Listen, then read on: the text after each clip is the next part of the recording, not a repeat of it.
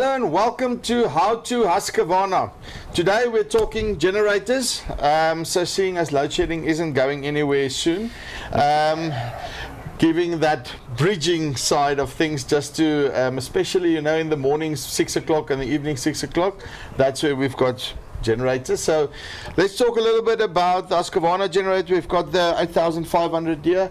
David's going to tell me more about the Jenny and how to maintain it. David, how are you doing? Good on me, Chupi. Yeah, rustig. That's good, man. Things are going. I'm glad to see you've got a generator now.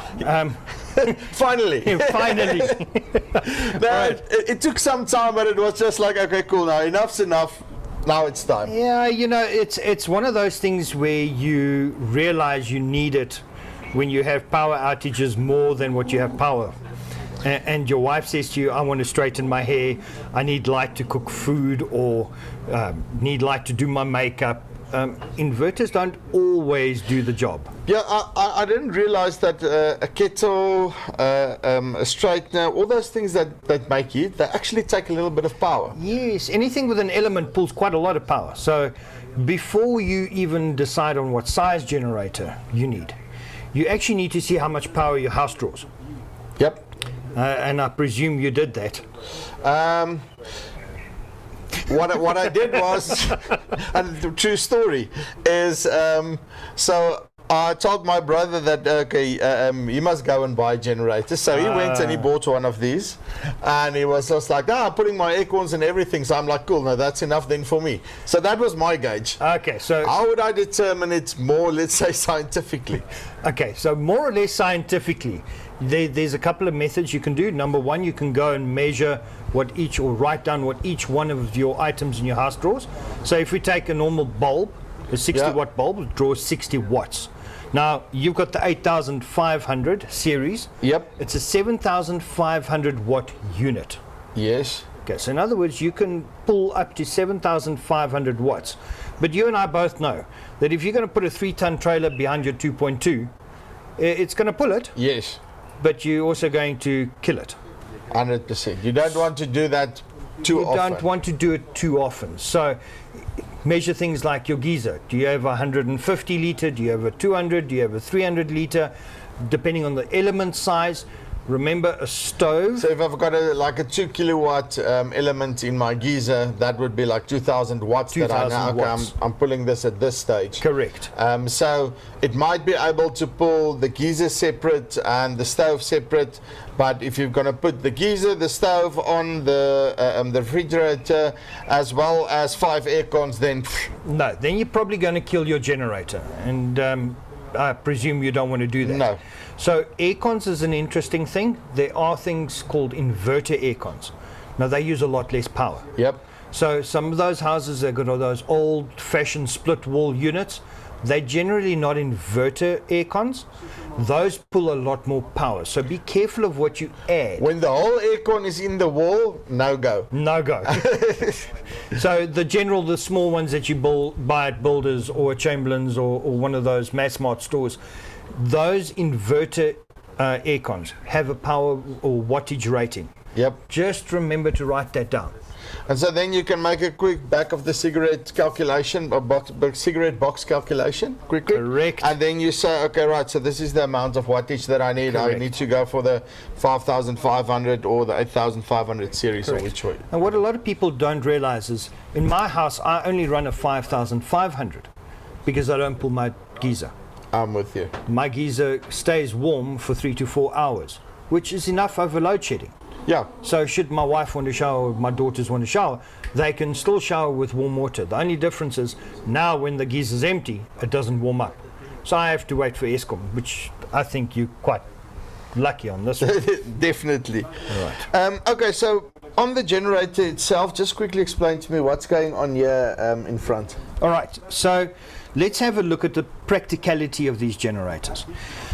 I see that you still don't have a battery. No. Okay, so we need Didn't to get need one yet. Didn't need one yet. Okay. I can do the pulling side. Yeah, and when your wife is at home, that's the problem now. that's where the trick comes in. Remember, we're not always at home, and we can't always start the generators for our wives or our daughters or our family members. You might have a father who's in his 80s or 90s that won't be able to pull it.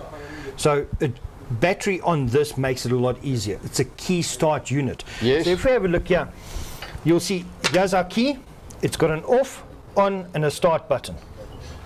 Okay, so if we switch this generator on, normally what would happen if you have a battery in, this would start lighting up. Yes. When we start it, you'll notice it That's doesn't just like a car. It's just like a car. It doesn't stay. It kicks back onto the on position. Right, we'll go through the starting procedures now. But that's where you start it. This is your circuit breaker. So a lot of people think this is a trip switch. This is not a trip switch. Yep. It's a circuit breaker. In other words, if this thing is on the off position, even though the generator is running, there is no power flowing through to your plugs. Okay. Okay, there we go.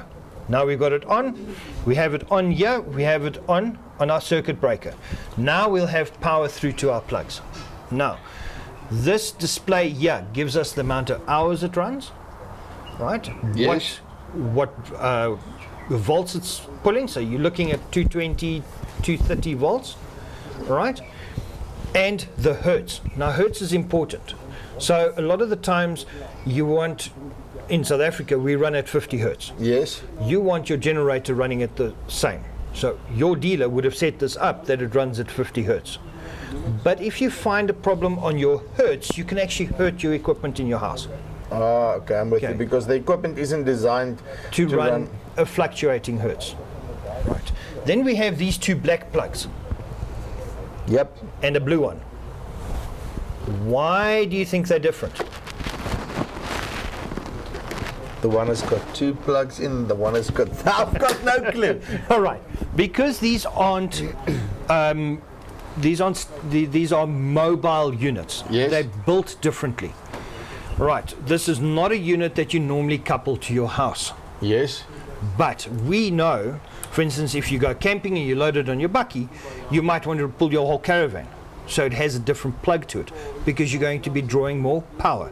So those plugs, their ampage rating is a lot lower. Ah, okay. That plug there has got a 32 amp rating. So in other words, should you want to connect it to your house, and I think we need to discuss that. I see there's a couple of things that are going on here which are not Check out the necessary. next video for what not to do. yeah, what not to do. Right? So that would be the plug that you use to connect. But Yep. there's a sequence to it. So we'll discuss that We'll in get the to next that. video.